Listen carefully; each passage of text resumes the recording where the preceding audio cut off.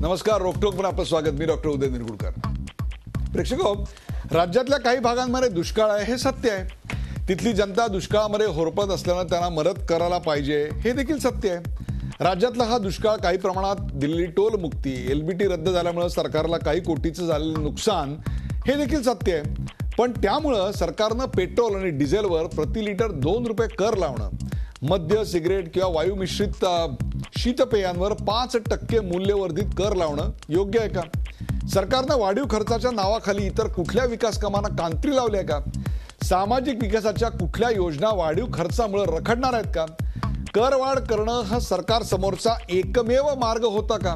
आणि सरकारला काही कल्पकता दाखवून ही करवाढ टाळता आली नसती का? दुष्काळग्रस्तांसाठी नव्हे तर सरकारच्या वर्षपूर्तीच्या जाहिरातींसाठी ही करवाढ होते या विरोधकांच्या आरोपात कितपत तथ्य आहे? या सगळ्या प्रश्नांची चर्चा करण्यासाठी आज आपल्या सोबत असणार आहेत ते महाराष्ट्राचे अर्थमंत्री सुधीर मुनगंटीवार काही क्षणात या कार्यक्रमात सहभागी होत आहेत. तर महाराष्ट्राचा तब्बल 1-2 नव्हे तर 10 वेळेला अर्थसंकल्प सादर करण्याचा रेकॉर्ड करणारे माजी अर्थमंत्री जयंत पाटील, त्याचबरोबर आर्थिक घडामोडींचे अभ्यासक अभय टिळक हे देखील या चर्चेत सहभागी होणार आहेत. पाहूया विशेष रोकठोक कार्यक्रम, कर दुष्काळग्रस्तांसाठी की वर्षपूर्तीसाठी?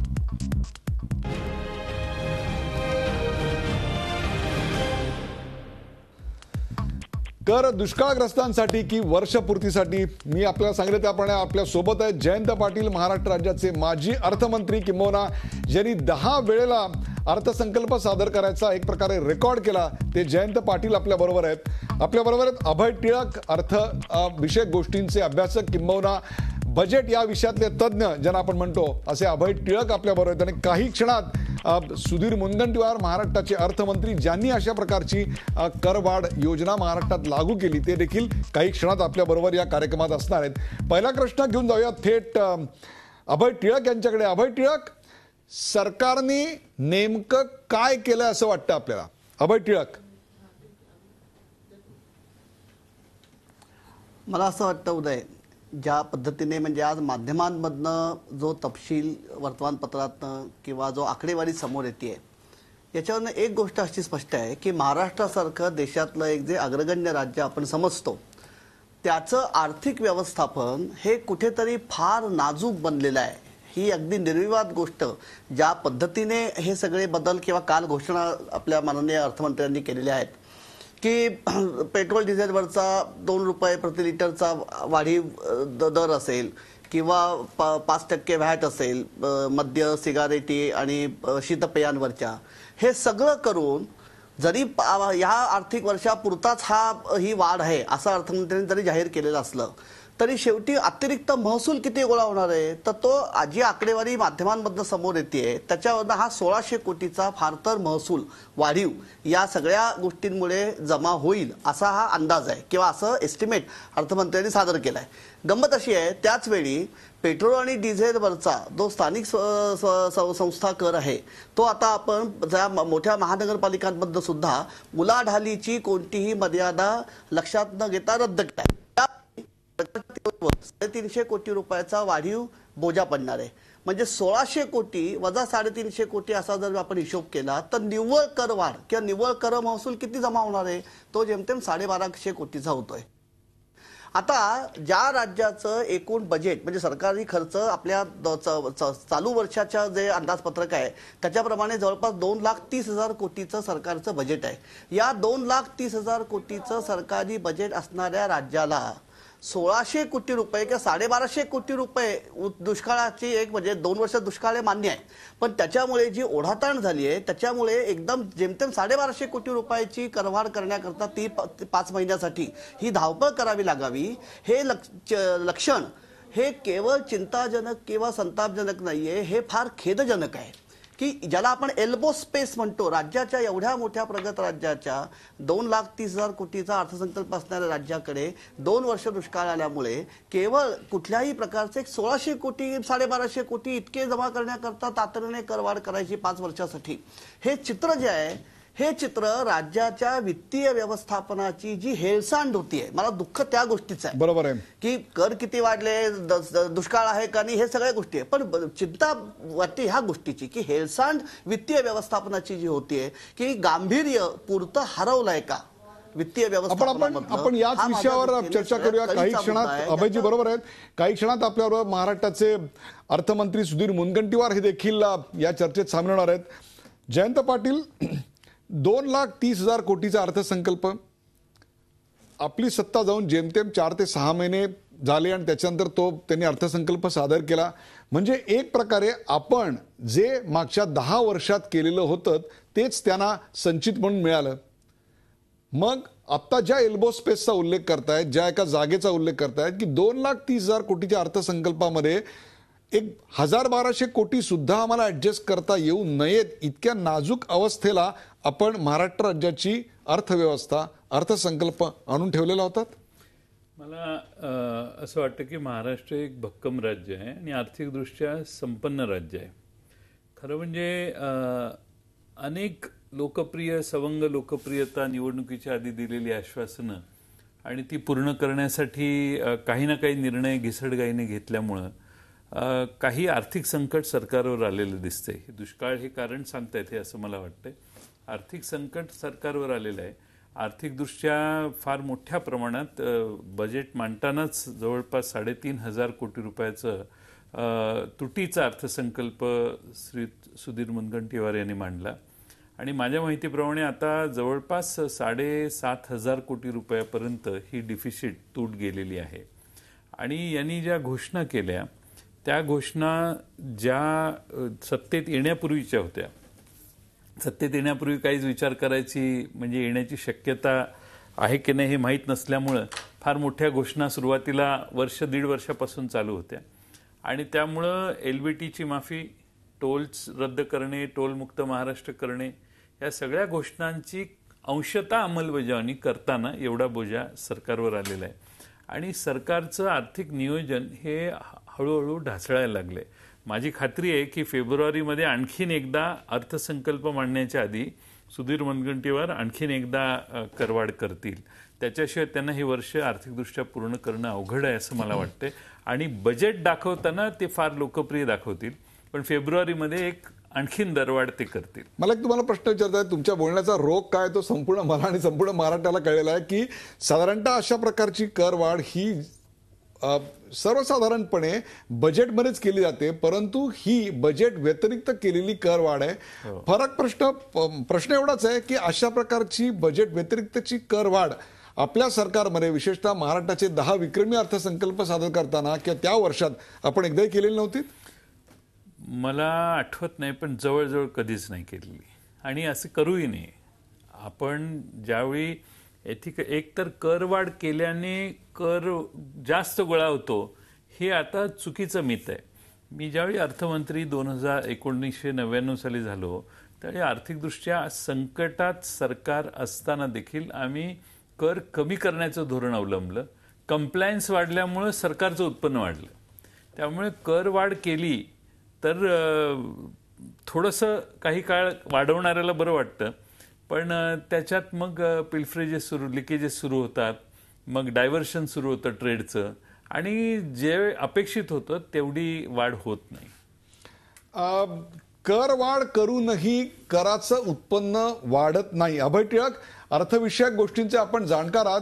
कर वाढ केल्यानंतर कराचं उत्पन्न वाढत नाही, आतापर्यंतच्या कर वाढीचा काय अनुभव आहे आपल्याला? नाही, काय होतं पाटील साहेब म्हणतात त्याच्यात एका अंगाने तथ्य असं आहे की हा साधारणपणे पब्लिक फायनान्समधला एक अगदी थंब रूल आहे की कराचं दर वाढवले की शक्यतो कर चुकवण्याची प्रवृत्ती वाढते किंवा कर वाचवण्याकडे जास्ती प्रवृत्ती होते. त्यामुळे ज्याला आपण खऱ्या अर्थाने इलास्टिसिटी म्हणतो की कर वाढवल्यानंतर किती वाढीव महसूल गोळा होईल, हे फार गणित दरवेळी ठोकताना बरोबर ठरतो असं नाही. माझ्या दृष्टीने आजचा किंवा गेल्या साधारणपणे आपण 2011-12 नंतरची राज्याची परिस्थिती जर बघितली तर मूळ प्रश्न ज्याला आपण टॅक्स बॉयन्सी म्हणतो, म्हणजे राज्याचं जे ठोकर उत्पादन आहे त्या उत्पादनामध्ये समजा 1% वाढ झाली तर कर महसूल राज्याचा किती वाढतो, म्हणजे ह्या 2% जर मी गुणोत्तर काढलं तर आम्ही टेक्निकली त्याला आपण ज्याला टॅक्स बायोन्सी म्हणतो की हे म्हणजे कर संकलनामध्ये होणारी वाढ ही म्हणजे 1% राज्याचं उत्पादन वाढलं किंवा एकूण ठोकळ उत्पादन वाढलं तर कर संकलन किती वाढतं, टॅक्स बायोन्सी चांगली आहे असं म्हणतो. माझ्या दृष्टीने 11-12 सालानंतर विशेषतः महाराष्ट्राच्या बाबतीमध्ये एकतर म्हणजे मंदीचा जो संपूर्ण जगाला आणि भारतीय अर्थव्यवस्थेला फटका बसलेला आहे ती बहुतेक सगळी क्षेत्र महाराष्ट्राच्या अर्थकारणामध्ये अग्रेसर आहेत की घर बांधणी आहे, वाहन उद्योग आहे, इलेक्ट्रॉनिक्स उद्योग आहे, कन्झ्युमर ड्युरेबल्स आहेत.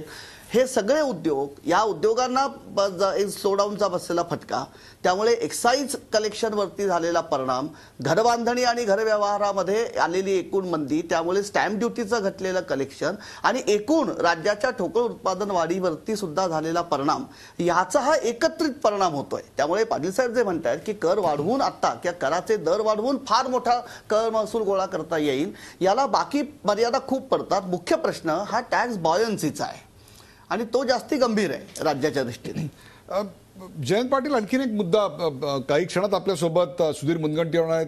तोपर्यंत मला प्रश्न आपला विचारायचा वाटतो की आंतरराष्ट्रीय बाजारपेठेमध्ये पेट्रोल आणि डिझेलच्या प्राइजेस जेव्हा कमी होतात, किमती कमी होतात, तेव्हा आपल्याकडच्या किमती कमी होतात परंतु वस्तूंच्या किमती कमी झाल्यात असं आम्हाला दिसत नाही.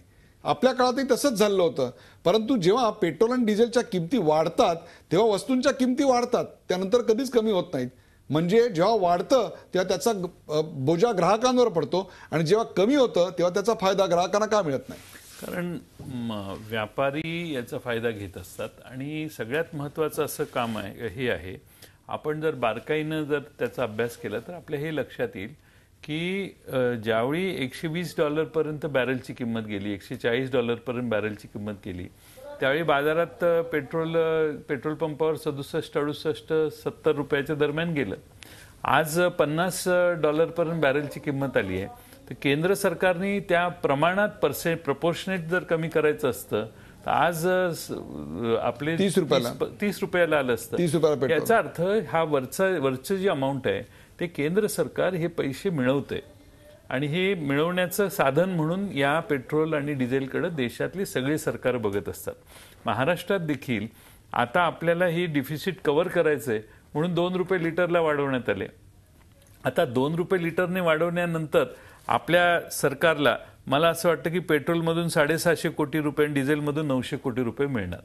म्हणजे साधारणपणे 1500 कोटीच्या आसपास, 1500 कोटीच्या आसपास मिळतील. म्हणजे हे पेट्रोल आणि डिझेल ही कमॉडिटी ही सरकारचं उत्पन्न मिळवण्याची साधन आहेत, कारण मास कन्झम्पशन आहे. आज आपण एका बाजूने व्यापाऱ्यांना सवलती दिल्या आहेत, एलबीटीच्या साठी सवलती दिल्या, टोलच्या सवलती दिल्या, पण आज महाराष्ट्रात जो शेतकरी अडचणीत आहे त्याच्यासाठी अशी ठोस तरतूद राज्य सरकारने अजून काही केलेली नाही. आणि ठोस तरतूद म्हणजे दुष्काळात असणारा शेतकरी संकटात आला तर चालेल, परंतु आम्ही आमची ज्या प्रायोरिटीज आहेत त्या बदलल्या नाहीत आणि त्यामुळे एकंदरच खर्च सरकार करत असताना अशा सगळ्या उत्पन्नाची साधनं जी आहेत ती मिळवण्याचा प्रयत्न हे सरकार करणार स्वाभाविक आहे. परंतु असं करण्याने मग पेट्रोल महाग व्हायला लागलं तर सामान्य माणसाला त्याचा फटका इनडायरेक्टली बसतो, ज्याचा मगाशी आपण उल्लेख केला. त्यामुळे शेवटी महागाईवर याचा परिणाम होणारच. पेट्रोल आणि डिझेल वाढवली की महागाई वाढली. तुम्ही पेट्रोल आणि डिझेल जेवढे कमी होतील तेवढी महागाई मर्यादित राहते. बरोबर आहे. चर्चेचा सिलसिला असा चालवणार आणि ब्रेक नंतर आपल्या सोबत असतील महाराष्ट्राचे अर्थमंत्री सुधीर मुनगंटीवार. कुठेही जाऊ नका, पाहत राहा झी24 तास. आपण पाहताय कळ दुष्काळग्रस्तांसाठी की वर्षपूर्तीसाठी.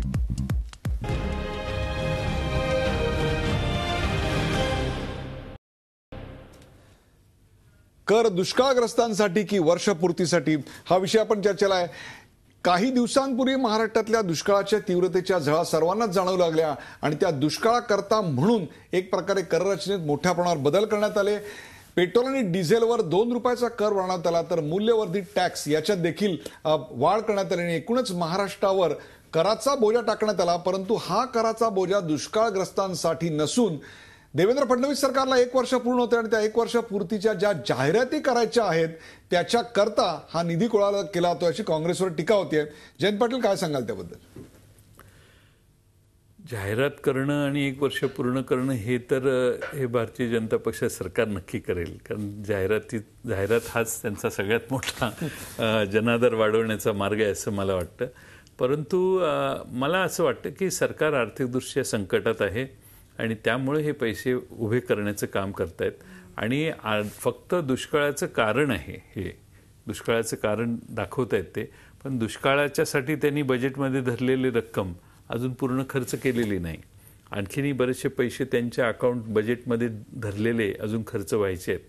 आणि तरी देखील हा नवा कर आलेला आहे आणि नव्या करात त्यांच्या मगासपासून आपण जी चर्चा करतोय ते कर वाढ केल्यावर हे होते. आपली तशी परिस्थिती म्हणजे सुरुवातीला वाटतं बरं, पण नंतर इव्हेंच्युअली तेवढी वाढ नंतर होत नाही. अभय टिळक, इंधनावर वाढीव कर लावलाय पण LBT कर रद्द केलेला नाही, म्हणजे एक प्रकारे ग्राहक आजपासून वाढीव कर तर देणार आणि LBT रद्द झालेलं नाही त्यामुळे तेही भरणार. ही दुहेरी परिस्थिती आज ग्राहकावर आलेली आहे. हो, म्हणजे मी खरं सांगू का उदय, मला या एकूण संपूर्ण LBT बद्दल म्हणजे हा आपला आत्ताचा मुद्दा जो आहे तो बरोबर आहे, त्याच्याबद्दल वादच नाही. मला फक्त एका गोष्टीबद्दल ह्या व्यासपीठावरती चर्चा जरूर करावी असं वाटतं की मुळात LBT कॅन्सल केल्यामुळे 6,000 कोटीचा जो बोजा किंवा म्हणजे सरकारला आता अनुदान जे द्यायला लागणार आहे तो मुद्दा एक झाला. दुसरा, माझ्या दृष्टीने स्थानिक स्वराज्य संस्था कर रद्द होण्याचा सगळ्यात गंभीर परिणाम जो आहे तो म्हणजे की या स्थानिक स्वराज्य संस्था किंवा LBT किंवा पूर्वीची आमची जकात याचे ॲडमिनिस्ट्रेटिव्ह किंवा बाकी व्यवस्थात्मक जे काही अडचणी असतील त्या सगळ्या मान्य आहेत, पण मुळामध्ये त्यामुळे महानगर म्हणजे स्थानिक स्वराज्य संस्था आणि शहरी स्थानिक स्वराज्य संस्थांची पूर्णपणे, ज्याला आम्ही फिस्कल ऑटोनॉमी म्हणतो, त्यांची स्वायत्तता ही LBT कॅन्सल करण्याने धोक्यात आलेली आहे. की जो त्यांचा रोजचा हक्काचा कर होता तो आता आपण सरकारने काढून घेतलाय आणि त्याच्या बदली आपण त्यांना रक्कम ती हस्तांतरित करणार किंवा अनुदान देणार. म्हणजे एका दृष्टीने आम्ही स्थानिक स्वराज्य संस्थांची आर्थिक स्वायत्तता तिचे पंख छाटून त्यांना आम्ही आता राज्य सरकारवरती परावलंबी बनवतोय.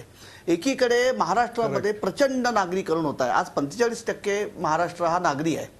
मोठ्या शहरांकडे लोकसंख्येचं केंद्रीकरण होत आहे. आम्ही स्थानिक स्वराज्य संस्थांचं सक्षमीकरण करावं असं आपण म्हणतोय. आता आम्ही त्याच्यामध्ये आणखी पुन्हा स्मार्ट सिटी शहर योजना राबवणार आहोत.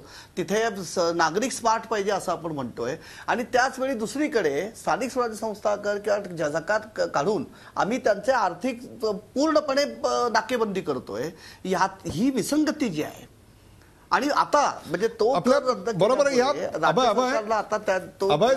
सुधीर मुनगंटीवार यांच्याशी आपला संपर्क झालाय. त्यांचं विमान काहीसं उशिरा पोहोचल्यामुळे ते या कार्यक्रमाला आता उशिरा उपलब्ध आहेत. सुधीर मुनगंटीवार महाराष्ट्र राज्याचे अर्थमंत्री या कार्यक्रमात आता सहभागी होत आहेत. सुधीरजी, आपलं या कार्यक्रमात स्वागत. आपल्या बरोबर महाराष्ट्र राज्याचे माजी अर्थमंत्री आणि किंबहुना 10 वेळा अर्थसंकल्प विक्रमीरित्या सादर करण्याचं ज्यांना मिळालं ते जयंत पाटील आहेत आणि अर्थविषयक अभ्यासक अभय टिळक देखील आहेत. या कार्यक्रमाच्या आधीच्या भागामध्ये सुधीरजी याच्यावर टीका करताना महाराष्ट्राची अर्थव्यवस्था अत्यंत नाजूक आहे, निव्वळ कर महसूल किती येईल याच्याविषयी काही अटकळी लावल्या गेल्या आहेत. तर जवळपास 2,30,000 कोटीचा अर्थसंकल्प असलेल्या महाराष्ट्राच्या अर्थसंकल्पाला 1,000-1,200 कोटीसाठी करवाढ करावी लागते. ही अतिशय चिंताजनक आणि खेदजनक बाब आहे असे विचार व्यक्त झालेत. काय सांगाल?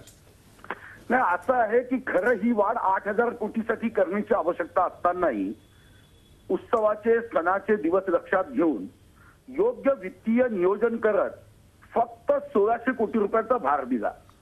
हे म्हणणं माजी अर्थमंत्री महोदयांचं खरं आहे. या अगोदर यांना एक साधारण ती सवय होती की मनात येईल तेव्हा आपण टॅक्स लावायचा, कर लावायचा आणि त्याची उदाहरणं आहे. म्हणजे ज्यामध्ये कधी त्यांनी मेडिसिन मध्ये 1/5/2002 मध्ये कर लावला, कधी ऍग्रिकल्चर मशिनरीमध्ये 4% 5% कर 2010 मध्ये टॅक्स लावला, टाईपरायटर मशीन 8% 12% माननीय अर्थमंत्री महोदयांनी केली, कधी पेट्रोलियम गुड्स मध्ये मनात येईल तेव्हा टॅक्स लावला. माझ्याकडे यादी आहे आणि म्हणून अर्थमंत्री म्हणून माझी जबाबदारी अतिशय कमी कर लावला पाहिजे, कराचं नियोजन योग्य पद्धतीने केलं पाहिजे. जेव्हा विभागाचा प्रस्ताव हा 8,000 8,500 कोटीचा आला तेव्हा त्या प्रस्तावावर विचार करताना मी स्पष्ट सांगितलं, हा करदात्याचा पैसा आहे, हा पैसा घेताना विचारपूर्वक घेतला पाहिजे. जगामध्ये कर्ज घेताना आणि करदात्याचा पैसा घेताना त्याचा सदुपयोग आपण योग्य पद्धतीने करू शकतो की नाही याचा विचार केल्याशिवाय कर लावता कामा नये, ही माझी भूमिका होती. आणि म्हणून जे माजी अर्थमंत्र्यांना वाटतंय की 1,600 कोटीचा कर का गावला, हा 8,000 कोटीचा का गाऊ नये, खरं तर अर्थमंत्री महोदय अभ्यासू आहे, पण जेव्हा माणूस एकदा विरोधात गेला की त्याला कोणतीही चांगली गोष्ट दिसत नाही, अशा पद्धतीने कदाचित त्यांची भूमिका असावी असं मला वाटतं. पण 1,600 कोटीचं ते अंतःकरणापासून बोलत असतील तर कौतुकच करतील. कारण आपण लक्षात घ्या की 2 रुपये मी पेट्रोल डिझेलवर जेव्हा वाढवले तेव्हा मागच्या सप्टेंबरमध्ये 67 रुपये 26 पैसे हा दर होता आणि आता 15-16च्या सप्टेंबरमध्ये डिझेलचा दर 49 रुपये 51 पैसे आला. म्हणजे 17 रुपये 75 पैसे या वर्षभरामध्ये डिझेलचा वापर करणाऱ्यांना कमी पैसे द्यावे लागतात आणि याचा परिणाम व्हॅटवर झाला होता. वर्षभर आपण विचार केला तर 14-15च्या सप्टेंबरमध्ये 13 रुपये 1 पैसा व्हॅट होता, तो 9 रुपये 58 पैसे आला. म्हणजे 3 रुपये 43 पैशांनी व्हॅटमध्ये घट डिझेलमध्ये झाली होती.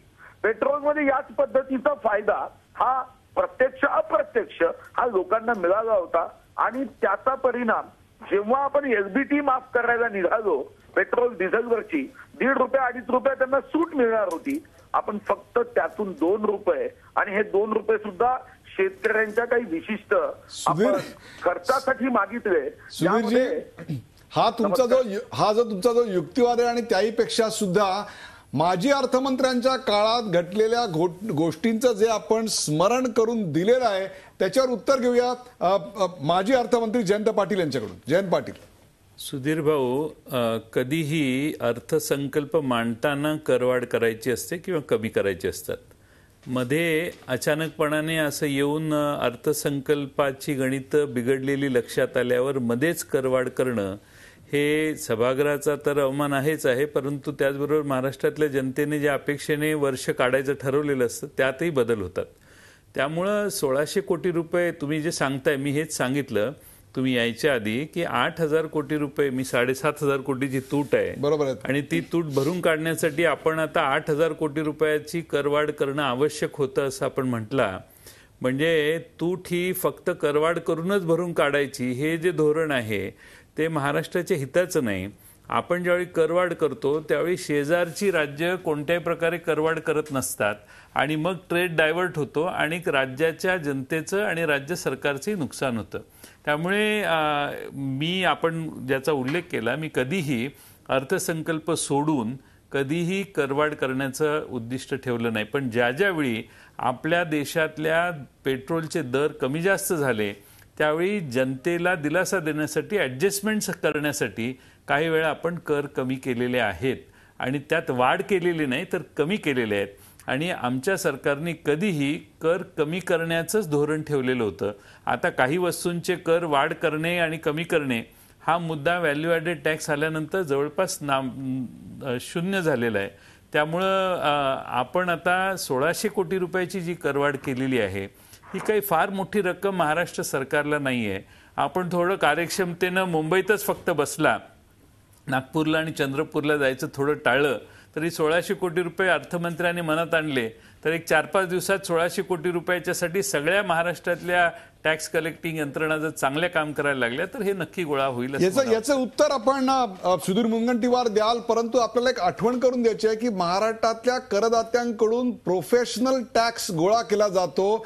त्या प्रोफेशनल टॅक्स मध्ये ड्रॉट म्हणजेच दुष्काळ हा देखील अंतर्भूत असतो. मग इतके वर्षानुवर्ष अनेक दशकं ही जी रक्कम गोळा केली जाते आहे ती रक्कम दुष्काळावर खर्च झाली का ती अन्यत्र वळवली गेली का त्याचा महाराष्ट्र सरकारला आत्ता विसर पडला? नाही, या अगोदर जो व्यवसाय कर होता हा आपण रोजगार हमी योजनेच्या साठी वापरायचो. पण आज मात्र आपण तो कायदा गेल्या सरकारने तो रद्दबादल केला. सर्व पैसा हा सरकारने स्टेट पूल मध्ये जमा केला. खरं तर तेव्हा राज्याच्या जनतेसोबत हा एक प्रकारचा विश्वासघात मागच्या सरकारने केला होता आणि म्हणून व्यवसाय करातला जो पैसा आहे हा पैसा 50% आपण त्या कामासाठी द्यावा आणि स्टेट पूल मधून 50% द्यावा, ही त्याच्यातली जी मूळ कल्पना होती ती काही वर्षापूर्वी संपुष्टात आली. कारण जेव्हा विधानसभेमध्ये आम्ही हा दबाव आणायला लागलो की यामध्ये 10,000 कोटी रुपये जमा आहे, तेव्हा सरकारच्या लक्षात आलं आणि सरकारने म्हणजे माननीय जयंत पाटील साहेबांच्या सरकारने ते स्टेट पूल मध्ये टाकलं. हे खरं आहे की व्हॅट आल्यानंतर मधात कर वाढवण्याची आवश्यकता कमी असते, पण तरी सुद्धा जयंत पाटलांच्या सरकारने अनेकदा असा कर वाढवलाय.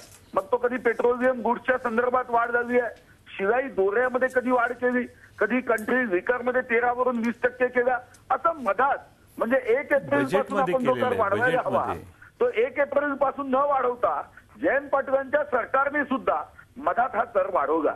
हे खरं आहे जयंत पाटील साहेब म्हणताय की महाराष्ट्र राज्यासाठी 1600 कोटी मोठी नाही, पण आपण एक गोष्ट मी वारंवार जी सांगतोय ती लक्षात घेतल्या जात नाही की ही वाढ 8,000 कोटीची आवश्यकता असतानाही 8,000 कोटीवरून आपण 6,400 कोटीचे सोर्सेस स्त्रोत आपण शोधतोय की ज्यामध्ये लोकांना असह्य अशी करवाढ न होता अतिशय सुसह्य, आणि ही सुद्धा सुसह्य होताना आपल्याला मी लक्षात आणून देतो उदयजी की ही करवाढ करताना मी जसं सांगितलं की एकीकडे एका हाताने मी एलबीटी मध्ये 1.5 रुपयापासून 2.5 रुपये हे कमी केले, 1.5 रुपये ते 2.5 रुपये कमी केले. दुसरीकडे व्हॅटचा जो खर्च होता तो कमी झाला आणि व्हॅट मधून 3 रुपये 43 पैसे डिझेल मध्ये सूट होती, साधारणतः 2 रुपये 11 पैसे पेट्रोल मध्ये होती. यातून मी 2 रुपये फक्त घेतले आणि जो पैसा हा 14 जिल्ह्यातील शेतकऱ्यांसाठी शेतमजुरांसाठी 2 रुपये किलो 3 रुपये गहू यावर 950 कोटी आपण खर्च करतोय. यामध्ये पीक नुकसानीसाठी 1,000 कोटी आपण खर्च केले. आपण या संदर्भामध्ये जो पीक विमा होता तो 690 कोटी आपण दिला. अशा पद्धतीने यामधल्या 1600 कोटीचा उपयोग हा अतिशय आणि अतिशय चांगल्या कामासाठी करण्याचा मी निर्णय केला. आणि दारूवरचा जो कर वाढवला यामध्ये सुद्धा सिगरेट, दारू यावर एलबीटी रद्द केल्यानंतर 5% ते 60% दर त्यामधला त्यांना एलबीटीच्या स्वरूपामध्ये सूट मिळाली होती. दुसरी महत्वाची गोष्ट जी माझ्या चर्चेत माझ्या समोर आपल्याला उपस्थित केली की एलबीटी रद्द करण्याची आवश्यकता नव्हती, जकात रद्द करण्याची आवश्यकता नव्हती. मी हे लक्षात आणून देतो की जगामध्ये आपल्या महाराष्ट्र आणि इथिओपिया देश या 2च ठिकाणी जकात होती. माननीय जयंत पाटलाच्या सरकारने यावर आतापर्यंत 18 समित्या नेमल्या. या 18 समित्या जकात किंवा एलबीटी या ठेवण्यासाठी नव्हत्या, या रद्द कशा करता येईल या रद्द करण्याच्या भूमिकेसाठी होत्या. जकात आणि एलबीटी नसतानाही अहमदाबाद वेगाने विकास करते आहे, सुरत वेगाने विकास करते आहे, बडोदा वेगाने विकास करते आहे. इतके वर्ष जकात असताना आमच्या राज्यामध्ये नागरीकरणाचा प्रश्न का निर्माण झाला, आमच्या राज्यामध्ये सोयी सुविधांचा प्रश्न का निर्माण झाला, असा जर मी प्रश्न विचारला तर त्याचं उत्तर कोणालाही देता येणार नाही. कारण जकात असताना सुद्धा आम्हाला शहर हे सुंदर करता आले नाही, शहर राहण्यायोग्य करता आले नाही. म्हणजे कुठंतरी आमचा जो रोग होता त्या आजारासाठी देणारं ते जकातीचं किंवा एलबीटीचं औषध बरोबर नव्हतं. पण यामध्ये एलबीटी रद्द करताना मी भूमिका घेतली की 5 वर्षामध्ये सर्वात जास्त असणारा एलबीटी आपण त्यांना देणार आहोत आणि त्यासाठी स्वायत्ता कुठेही धोक्यात येणार नाही. विधिमंडळाला पैसे दाखवल्याशिवाय पैसे जात नव्हते, ती यंत्रणा बदलली. आणि आज मी हे सांगू शकतो की प्रत्येक महानगरपालिकेच्या कमिशनरचा मला फोन येतो की आम्हाला अतिशय वेळेवर नियोजनबद्ध रीतीने पैसे मिळत आहे. कोणाचीही या संदर्भामध्ये तक्रार नाही की एलबीटी 1 ऑगस्ट मध्ये रद्द केल्यावर आम्हाला पैशासाठी सरकारकडे बघावं लागतं. ते असं म्हणतात की आम्ही विचार करतो त्यापेक्षा वेगाने पैसे मिळतात. मला वाटतं की प्रश्न जकातीचा नाही, प्रश्न एलबीटीचा नाही, वाढतं नागरीकरण या राज्याचं लक्षात घेऊन आपल्याला कोणत्या पद्धतीने ही शहर विकसित करता येईल या मानसिकतेचा आहे. सुधीर मुनगंटीवार हे शहर काम करतात. सुधीर मुनगंटीवार, तुम्ही या राज्याची आकडेवारी ही तुम्हाला हातात कोणताही कागद नसताना तुम्हाला कल्पना आहे, तुम्ही एका वाहनात आता प्रवास करताय तरी देखील किती तोंडपाठ आहे हे जरी सांगितलं असलं तरी वाहनावरचा वाढीव इंधनावरचा वाढीव कर आम्ही एका ठिकाणी आता भरणार आहोत आणि एलबीटी इंधनावरची रद्द अजून झाल्याची अधिसूचना निघालेली नाही. या संदर्भात चर्चा करूया एका ब्रेक नंतर. कुठे जाऊ नका, पाहत राहा झी24 तास. आपण पाहताय कळ दुष्काळग्रस्तांसाठी की वर्षपूर्तीसाठी.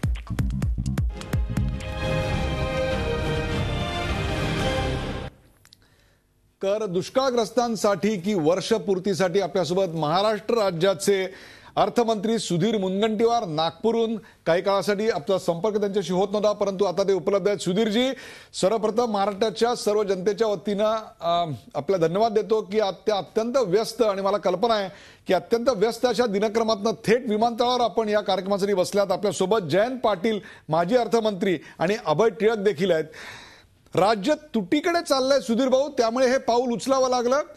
कारण व्यवसाय कर असेल, उत्पादन शुल्क असेल, मुद्रांक शुल्क असेल, वाहन कर असेल किंवा वीज कर असेल, यातून जेवढा महसूल महाराष्ट्राला मिळाला पाहिजे होता तेवढा आपल्या राज्यात आता मिळत नाहीये. हे विधान बरोबर आहे?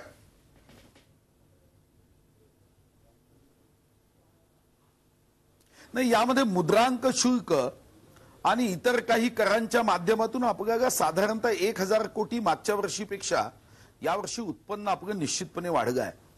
पण जेव्हा आपण वॅटचा विचार करतो तेव्हा मात्र यामध्ये वाढ नाही, कारण पेट्रोल डिझेलचे दर सातत्याने कमी होत असल्याने यामध्ये 1800 कोटी रुपयाची तूट येत आहे. कारण वॅट त्या पद्धतीने पेट्रोल डिझेलचा वापर आपल्या राज्यामध्ये मोठ्या प्रमाणावर होतो. साधारणतः आपल्या राज्यामध्ये 70 ते 74 हजार कोटीचं पेट्रोल डिझेल आपण वापरतो आणि यावर असणारा वॅटचा जो दर आहे तो दर कमी झाल्याने वॅट कमी आला. 1800 कोटी हा कमी येतो. करेक्ट. 350 कोटी आता एलबीटीने कमी येईल आणि म्हणून जसं मी सांगितलं की ग्राहकांना जास्त फायदा होतोय. आपण 2 रुपये घेऊन यातून फक्त आणि फक्त 1000 कोटी रुपये हे आपल्याला प्राप्त होईल आणि नुकसान मात्र हे 2,2500 कोटीचं असतानाही कमीत कमी भार हे आपलं सूत्र आहे.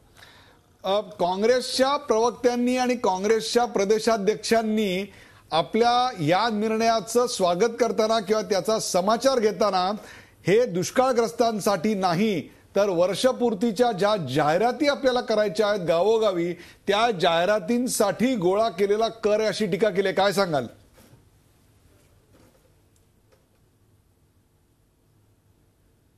मला वाटतं की अशी जर त्यांनी टीका केली नाही तर दिल्लीवरून त्यांचे नेते मॉनिटर करत असतात की हे सरकारच्या विरोधात काही भाष्य करतात की नाही, आणि म्हणून अशा पद्धतीने कोणताही कागद पुरावा काहीही नसताना लोकशाहीमध्ये आपल्याला फ्रीडम ऑफ स्पीच आहे त्याचा पूर्ण उपयोग यांनी केला. वर्षपूर्तीसाठी जर राज्याला खर्च करायचा असेल तर खरं तर जयंत पाटील साहेबांचा अनुभव आहे. त्यांनी जयंत पाटील साहेबांची चर्चा केली असती काँग्रेसच्या नेत्यांनी तर जयंत पाटील साहेबांनी सल्ला दिला असता की कोणताही पैसा हा बजेटमध्ये आपण आउटले दिल्याशिवाय खर्च करता येत नाही. जर वर्षपूर्तीसाठी या राज्याला खर्च करायचा असेल तर त्यासाठी अर्थसंकल्पात नियत व्यय ठेवावा लागतो. पण दुर्दैवाने काँग्रेसच्या लोकांना हे सर्व माहीत असतानाही आपल्या वरिष्ठांची मर्जी खफा होऊ नये आणि उद्या आपल्यावर सत्तारूढ पक्षाची आपली साठगाठ आहे असं कोणाच्याही लक्षात येऊ नये यासाठी अशा पद्धतीने मला वाटतं की त्यांना भाष्य केलं. आपलं हे वक्तव्य प्रदेशाध्यक्षांसाठी होतं का माजी अर्थमंत्र्यांसाठी होतं? प्रदेशाध्यक्षांसाठी. माझं हे वक्तव्य विरोधी पक्ष नेते विखे पाटीलसाठी होतं. विखे पाटील यांच्याकडे होतं. परंतु एक अत्यंत महत्वाचा मुद्दा जो मांडण्यात आला आहे की अशा प्रकारची करवाढ जी आहे ती करवाढ साधारणपणे बजेटमध्ये करतो, बजेटच्या मध्यावरी करण्यात आलेली आहे. अशा प्रकारची बजेटवाढ बजेटच्या मधली जी वाढ केली आहे ती यानंतर पुढचं बजेट सादर करेपर्यंत आपण करणार नाही अशी महाराष्ट्राला ग्वाही देत आहे.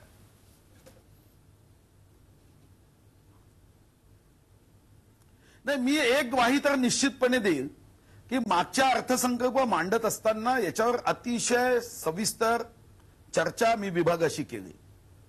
हे खरं आहे जयंत पाटील साहेबांचं म्हणणं, कारण जयंत पाटील साहेबांना निश्चितपणे या विषयाचा दीर्घ अनुभव आहे की अर्थसंकल्प सादर करत असतानाच कर हा वाढवायचा आणि त्याचं नियोजन योग्य पद्धतीने करायचं.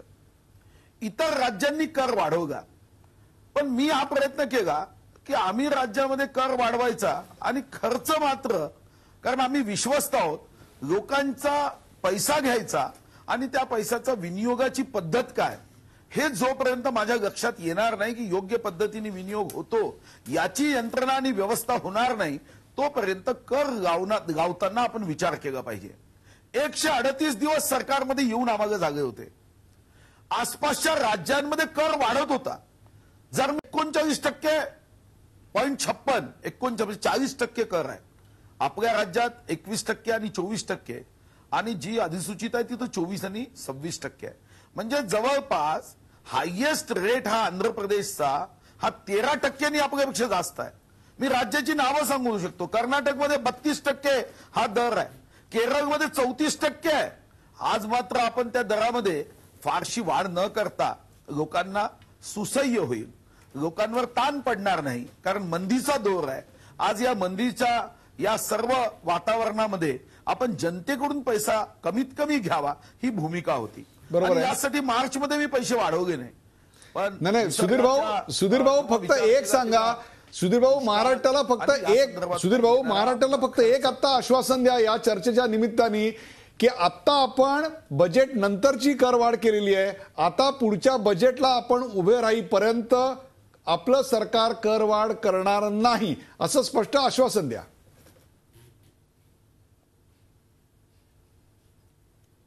नाही, हे मी स्पष्ट ग्वाही देतोय.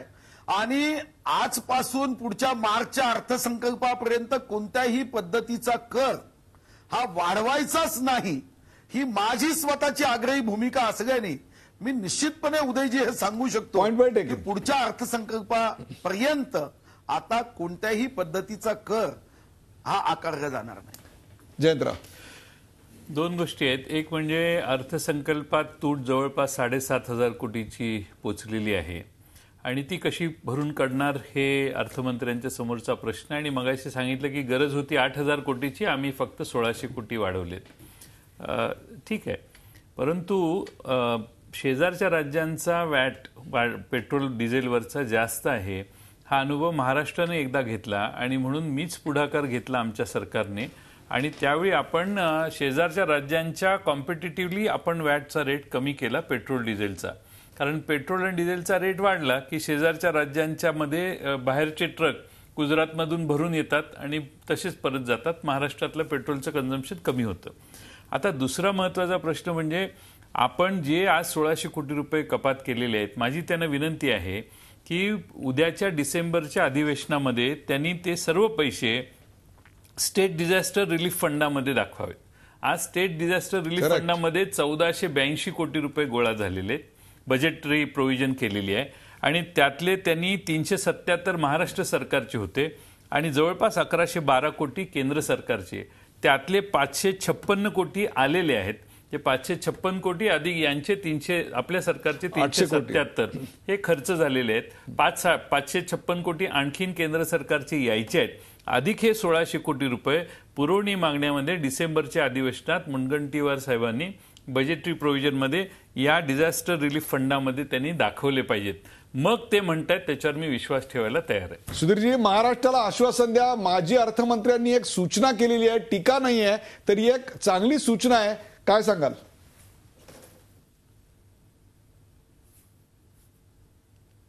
नाही, यामध्ये मी जसं सांगितलं की आपण मार्चचा अर्थसंकल्प मांडताना 14 जिल्ह्यातल्या जवळपास 70 लाख लोकांना 2 रुपये 3 रुपये किलो धान्य यासाठी आउटले ठेवला नव्हता.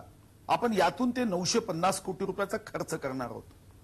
या पैशातून आपण काही माझा मुद्दा मुनगंटीवारजी, आपण हे सगळं करा. मुद्दा एवढाच आहे की हे पैसे आपण स्टेट डिझास्टर रिलीफ फंडात घाला आणि त्यातून हे सगळे आपण जे म्हणताय, जे दुष्काळाच्या तोंड देण्यासाठी जनतेला मदत करायची आहे, ते त्यातूनच खर्च करतो. त्यामुळे हे पैसे तुम्ही बजेटरी डिसेंबरच्या पुरवणी मागण्यात तुम्ही ते दाखवावेत, म्हणजे महाराष्ट्राचा विश्वास वाटेल. कारण मगाचपासून आपण येण्याच्या आधी मी हेच सांगतोय की महाराष्ट्राची आर्थिक स्थिती अत्यंत संकटात आलेली आहे आणि त्यासाठी अशा स्वरूपाची करवाढ केलेली आहे. एलबीटी रद्द केला वगैरे त्याच्यावर मी काही बोललेलो नाही. तो निर्णय आमच्या सरकारच्या वेळेपासून आम्ही प्रयत्नात होतो, किंबहुना आमच्या सरकारने एका स्टेजला तो निर्णय आणला. परंतु सगळ्यात महत्त्वाचं म्हणजे आपली आर्थिक अवस्था संकटात आहे. आपण थोड्या दिवसांनी सोशल स्पेंडिंग जे आहेत, सामाजिक न्याय खात्याचे स्पेंडिंग, खर्च करायची गोष्टी, बऱ्याचशा विषयांना आता कट लावण्याची पाळी आपल्यावर येणार नाही याची खात्री आपण दिली पाहिजे. आज आपण 1600 कोटी रुपये फक्त दुष्काळाच्या नावाखाली घेतले, ते दुष्काळाच्या अकाउंटवर टाका, दुष्काळातनं खर्च करा. उरलेला सगळा पैसा हा तुमची आर्थिक परिस्थिती चांगली असेल तर कुठल्याही खात्यावर तुम्ही कट न लावता हे वर्ष पूर्ण करणार का, हेही आज आपण महाराष्ट्राच्या जनतेला आश्वस्त करा. सुधीर भाऊ,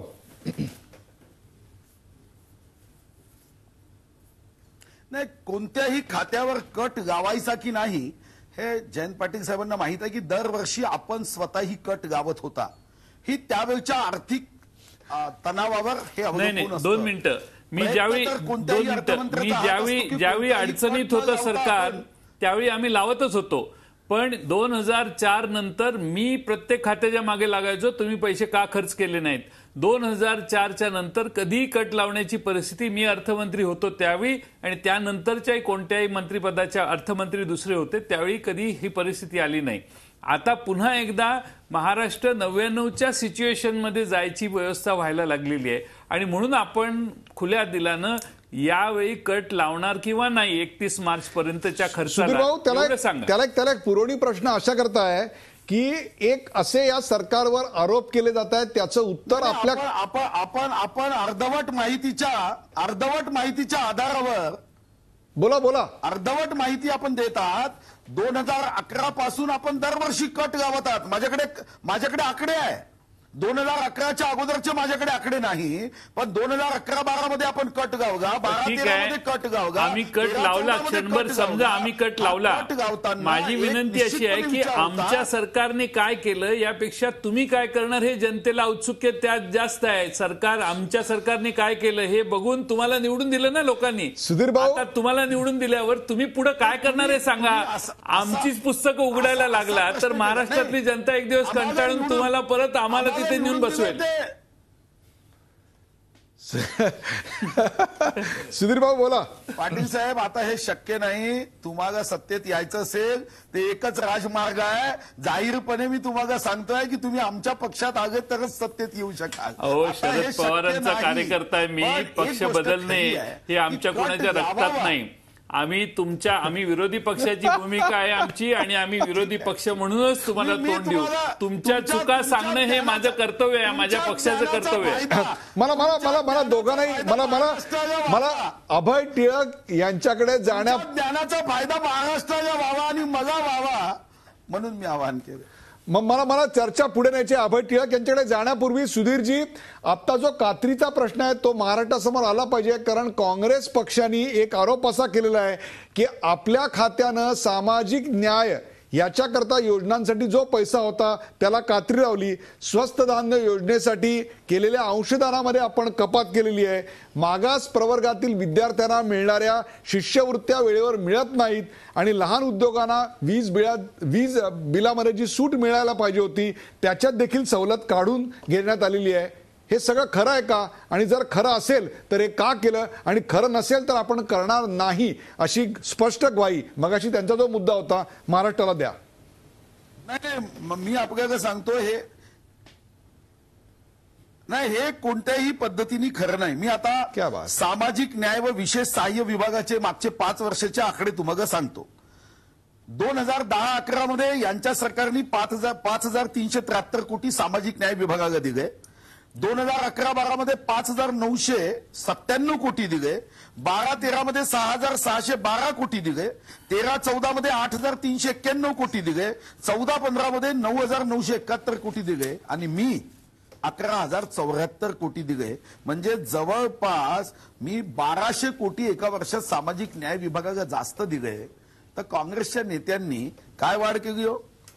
काँग्रेसचे नेते जे सांगत आहे मी 11.8% हे मॅन्डेटरी आहे, पण मी 11,074 कोटी थोडासा निधी जास्तच दिला आणि तरी काँग्रेसवाल्यांना असं वाटत असेल की हे पैसे दिले नाही. आदिवासी विभागाचं मी सांगतो. आदिवासी विभागामध्ये 10-11 मध्ये 3,182 कोटी त्यांच्या सरकारने दिले होते. आता मी सर्व आकडे वेळेच्या अभावी वाचणार नाही. 14-15 मध्ये 7,004 कोटी होते. मी 7,791 कोटी रुपये दिले. आदिवासी विभागाला 9.8% एवढेच पैसे द्यायचे असतात. मी त्यामध्ये थोडा जास्तीचा पैसा दिला. मला असं वाटतं की अतिशय काळजीपूर्वक बारकाईने आपण याकडे लक्ष देऊन आहोत. पण आम्हाला विरासतमध्ये काय आहे? आम्हाला 15 वर्षामध्ये 3,30,000 कोटीचं कर्ज, 27,000 कोटीचं व्याज, कोणत्याही पद्धतीचा विचार न करता जेव्हा भरती जागी 74,000 कोटीचं आपण वेतन देतो, 20,000 कोटीची पेन्शन देतो, शेवटी 10 महिन्यात असा जर कोणी विचार करत असेल की या परिस्थितीवर मात करून या राज्याला अतिशय उत्तम परिस्थितीमध्ये न्यायचं असेल तर हे 10 महिन्यात होणार नाही. पण आम्ही आल्यावर खरेदीच्या संदर्भातला निर्णय केला, आम्ही आल्यानंतर वर्षभराचा टाइम टेबल केला. 31 मार्च हा 365 दिवसापैकी आर्थिक दृष्टिकोनातून अतिशय वेगवान दिवस असायचा. मी निर्णय सांगितला की 31 तारखेला अशा पद्धतीने नसती पाठवण्याचा कार्यक्रम करू नका. 15 मार्च ही शेवटची तारीख दिली. 15 मार्च पर्यंत नसती आली पाहिजे. न वाचता त्याच्यावर कोणताही विचार न करता अधिकाऱ्यांनी दबावानी शिल्लक असलेले पैसे वापरायचे आणि मग खरेदी करायची. आपण खरेदीच्या संदर्भात निर्णय बदलले. आज खरेदीवर नियंत्रण केल्याबरोबर जनतेचे साधारणतः 1,500 कोटी रुपये आज वाचले आहेत आणि भविष्यात याचा फायदा होईल. जलसंपदा विभागात कोणत्याही पद्धतीचं नियोजन नव्हतं. एकाच वेळी सर्व प्रकल्प घेतले जायचे. नवीन प्रकल्पाला मान्यता देऊन टेंडर काढले जायचे. आम्ही सांगितलं की नाही, जे प्रकल्प पूर्ण होतील 38 प्रकल्प यावर्षी घेतले आणि सांगितलं 38 प्रकल्प तुम्ही पूर्ण करा, त्यासाठी मी पैसे देईन. 404 प्रकल्प जे शिल्लक आहे त्याचं नियोजन आम्ही करतोय. आता याला काही कालावधी तर लागणार आहे. आगायला जर कोणी असं म्हटलं की 10 महिन्यात हा बदल का झाला नाही, तर मला वाटतं हे फक्त आणि फक्त राजकारण असू शकतं. बरोबर आहे. या कार्यक्रमाचा शेवट करताना जाऊया अभय टिळक यांच्याकडे. अभय टिळक, दुष्काळग्रस्तांना मदत करण्यासाठी हाच एकमेव मार्ग या सरकार पुढे होता का यापेक्षा वेगळा काही होता? काय वाटतं आपल्याला? मी 1 मिनिट फक्त उदय घेतो. मला असं वाटतं या प्रतिपादनामध्ये काही तथ्य नाही. मी एक आकडेवारी फक्त आपल्याला दाखवतो. 2014-15च्या राज्याच्या आर्थिक सर्वेक्षण अहवालातली ही आकडेवारी आहे. 2012-13 या आर्थिक वित्तीय वर्षामध्ये राज्याची एकूण, ज्याला आम्ही करांची थकबाकी म्हणतो, ती जवळपास 39,335 कोटी रुपयांची आहे. म्हणजे डिमांड रेज केली आहे पण कर वसूल झालेला नाहीये. त्यातली मी अविवाद्य म्हणतो बरं का, नॉन अंडर डिस्प्यूट ही करांची थकबाकी या 39,335 कोटी पैकी 20,000 कोटी रुपये हे अनडिस्प्युटेड आहेत. म्हणजे त्याच्याबद्दल कुठेही वाद नाहीये. आणि या 20,000 कोटीमध्ये राज्याचा विक्री कर आणि व्हॅटची रक्कम 12,240 कोटीची आहे. मला माननीय अर्थमंत्र्यांना फक्त एवढा नम्र प्रश्न विचारायचा आहे की या 12,240 कोटी हे विवाद्य नाहीयेत, ही थकबाकी मान्य आहे सगळ्यांना, त्याच्या वसुलीचं काय करत नाहीये. मग 8,000 कोटी रुपये वाढवायचे, हो मग हा कुठला कर वाढवायचा प्रश्न येणार नाही ना आपल्याला. सुधीर मुनगंटीवार, कार्यक्रमाची वेळ संपत आली आहे. ही जी कर वसुली आहे त्याच्या संदर्भात आपण काय करणार? ती जर केली असती तर आपल्याला अशा प्रकारची करवाढ करावी लागली नसती.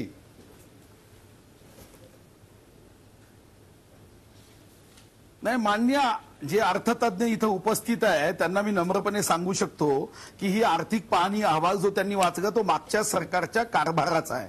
कारण मी आल्यानंतर पुढच्या वर्षी आर्थिक पाहणी अहवाल येणार आहे. हा मागच्या वर्षीच्या सरकारचा आर्थिक पाहणी अहवालावर ते भाष्य करताय आणि मी जे सांगितलं ते म्हणून त्यांनी लक्षात घेतलं पाहिजे की 8,000 कोटीची आवश्यकता असताना मी 1,600 कोटीचीच करवाढ का केली. याचं कौतुक आपण का करत नाही? कारण आपण याचा विचार करत नाही की हे जी इतर पैसे आहे हे कसे आणायचे याच्यावरच मी चिंतन करतो आहे. अशा पद्धतीने कर चुकवेगिरी करणारे असेल. आज विक्री कर दिवस होता.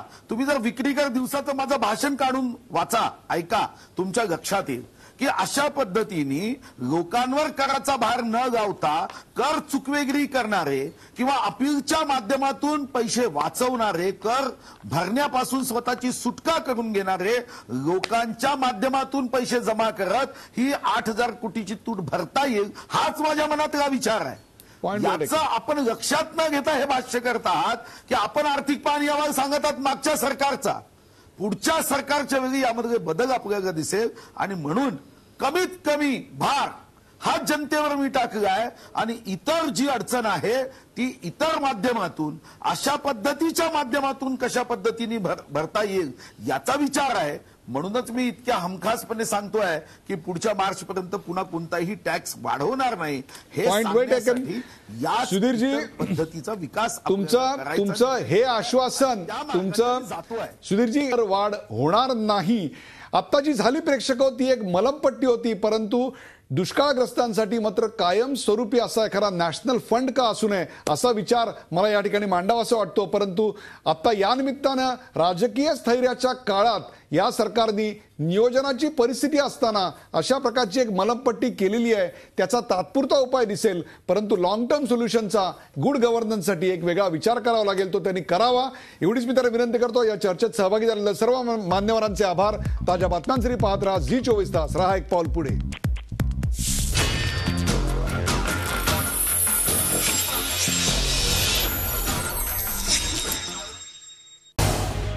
झी 24 तास रहा एक पाऊल पुढे.